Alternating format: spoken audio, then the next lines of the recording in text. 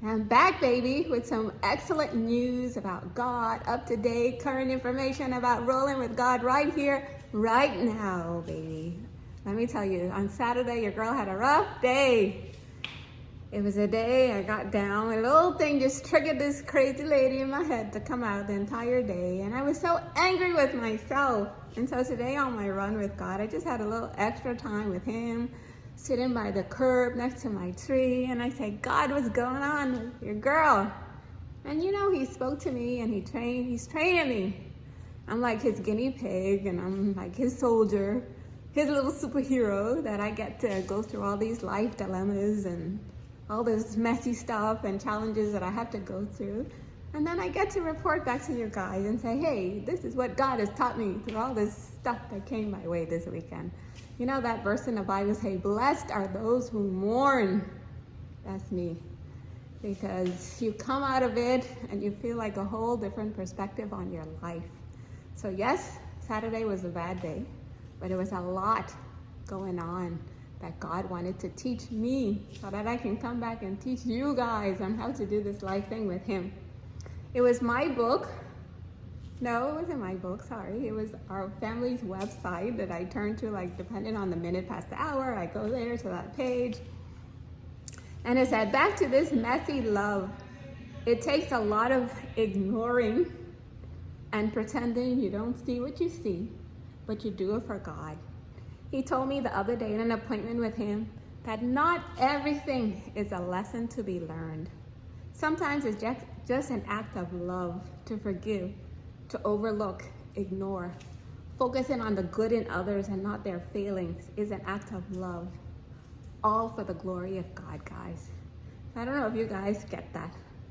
But just sometimes we're going to have to just do some hard things for God. Not everything is for us to react to. Sometimes it's just an act of love that God is calling us to do. By overlooking, by forgiving, by ignoring, by learning to focus on the good in others, not their failings. It's an act of love, you know? And he's just been teaching me about this whole love thing. This love, he's calling us to be patient, going the extra mile, guys, you know? And we do it all for him, all for his glory. You know, I was so excited dropping the boys to school today, and my son Joshua saying, Mom, I want to be a businessman. I've decided what I want to do when I grow up. I want to be a businessman. And I just feel like, you know, like so many people are counting on me that I have to show up as my best self for God.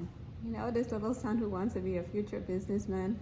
I was so happy last week. He got to see me with the family hustle, trying to find inventory for our business. So I feel like I'm a part of that.